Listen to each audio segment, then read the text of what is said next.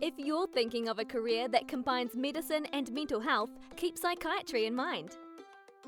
Let's hear from some doctors about their pathway to becoming a psychiatrist. I'm Alberto Veloso. I did 2 training specialties. I did a general paediatrician and a child psychiatrist. I just finished that earlier this year, and I work with young people aged from 0 to 25. I'm Alison Taylor and I'm a final year trainee in psychiatry, so I'm a general doctor who's training to be a psychiatrist. My name's Andrew, I'm a psychiatry registrar at the Austin Hospital, which means I'm a specialist trainee in psychiatry, and I've done all sorts of different roles throughout the years as a psychiatry trainee. My name's Kathy, I am a psychiatrist and I work in a youth mental health service. My name is Hannah Kim and I'm one of the 4th year psychiatry registrars at the Austin Hospital, and I've just started stage 3 advanced certificate training in consultation liaison psychiatry, and I'm a Melbourne University graduate. My name is Prash. I'm a doctor at the Alfred Hospital. I work as a psychiatric trainee, so I work as a doctor in the psychiatric department. When and why did you start thinking about psychiatry as a career? Probably around high school. I wanted to help people. I wanted a job where I wanted to help people, and no one in my family was a doctor, but I thought being a doctor would be a nice job, and all the doctors I know seem to be nice people. And I really liked psychiatry because I felt like if I was going to be a heart doctor, then I could help one person. Whereas if I did psychiatry, then I felt like I could help a family and the children's children and children, and it seemed like there was a bigger impact. I think I've always been open to psychiatry, from a medical student right through to as an intern and resident. I think for me, how I decided to just go all in and become a psychiatry trainee is, well, 2 things. I realised that in many ways, the brain is the final frontier in modern medicine. I realised that there's just, we're on the cusp of, I think, something big that's going to unfold throughout the course of my career in the next couple of decades. And I feel like it's going to be very exciting to be sitting in the box seat as we get to unlock the mind, and as we get to really understand how the brain and the mind works. The other thing I realised was that in medicine nowadays, we're becoming increasingly subspecialised. So for instance, you can become a specialist hand surgeon, and that's all you do for the rest of your life. But psychiatry is one of those areas where we still have that broad perspective. It's still a person in front of us. It's not just an organ, it's not just a brain, it's a person, it's who they are, their thoughts, their feelings, their job, their families, their role in society, all sorts of things. So those 2 things are the big reasons that's got me into deciding to choose psychiatry as a career. To be honest, quite late. I finished medical school and I didn't think I was going to go directly into psychiatry. I kind of explored various other medical and surgical specialties. And it was probably only about 5 or 6 years ago that I decided that psychiatry was where both my professional and intellectual interests kind of lay. What pathway did you take to become a psychiatrist? My pathway into psychiatry, I think I've been fairly lucky in that I haven't had a lot of bumps, so sort of unexpectedly actually in many ways. I got into med school straight away, which was great, and then I really sort of powered through med school, although I thought about taking time off a lot. And then I did internship as well, and I think in many ways it wasn't a conscious decision to go straight through.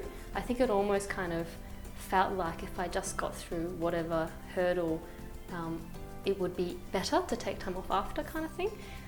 And so after internship, then I went straight into psychiatry training. And I think actually thinking back, one of the main reasons why I might have done that is I had a friend in the year above me who did the same. So I think it was sort of quite easy to model myself on him. And I spoke to him a lot. So I think it's sort of in following him that I went straight through, and then I took that much needed time off a bit later. I did go straight through medical school, but then I worked overseas as a GP for a little while, and I worked here as a GP, and I did some just the general hospital jobs that we have to do. And so it was a few years before I actually started psychiatry, and for me that was really helpful because that meant that I had experience of kind of knowing other people and other cultures a little bit that I'd sort of come across in my work and my travel as well.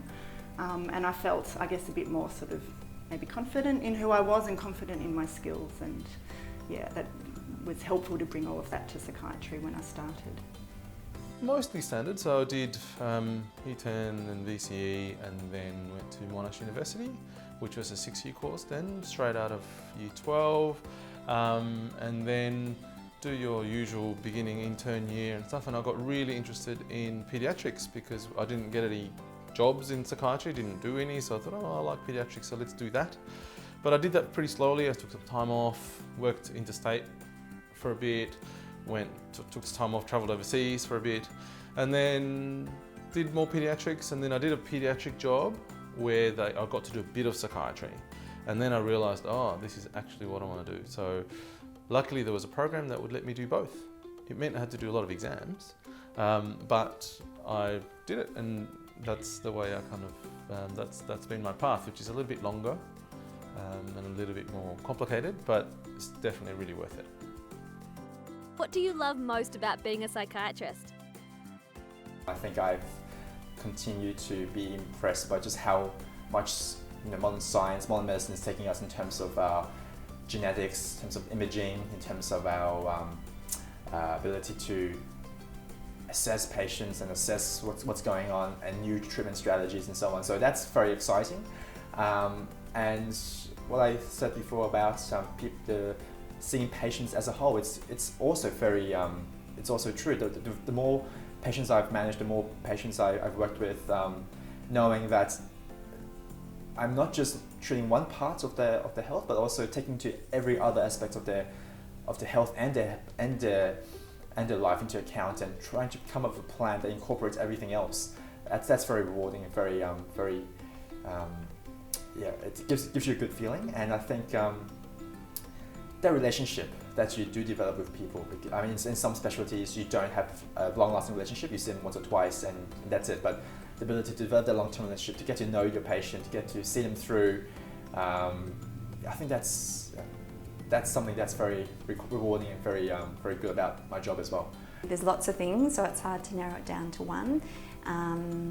What I would say is, I think the main thing is that you really get to know your patients, you get to work closely with them, and you get to hear about their lives, and it's really such a privilege, the level of trust that people give you to tell you about, the most personal parts of their life, and for them to trust you is a big thing, and being able to help people, that's the main thing that I enjoy about psychiatry. Yeah. I feel very privileged to be listening to people's stories and hearing what they're going through, and often it's such a difficult time, and to have that space to be invited to try to help and support people when they're going through a really difficult time.